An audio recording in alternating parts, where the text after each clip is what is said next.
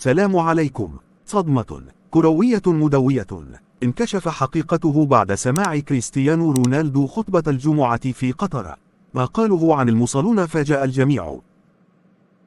أثار تعليق لاعب البرتغال الشهير رونالدو عندما شاهد منظر المسلمين يوصلون جماعة وسماعة خطب الجمعة في قطر أثناء مونديال كأس العالم.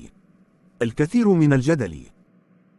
وقد صرح قائد المنتخب البرتغالي رونالدو في وأدلى بتصريحات نقلتها الإذاعة القطرية وقال: هذا أجمل كأس عالم شاركت فيه، الناس رائعون ويتعايشون بسلام مع جميع الجنسيات.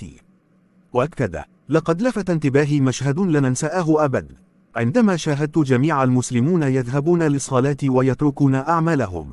وسألت صديقي المسلم فقال لي: هذا يوم الجمع، كل المسلمين يذهبون للصلاة.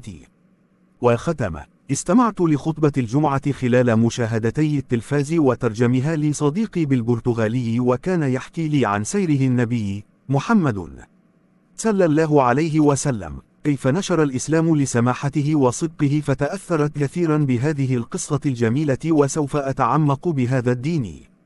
وشكرا على المشاهدة. لا تنسى اشترك في القناة ليصلك كل ما هو جديد. وإلى لقاء وبعد الفاصل.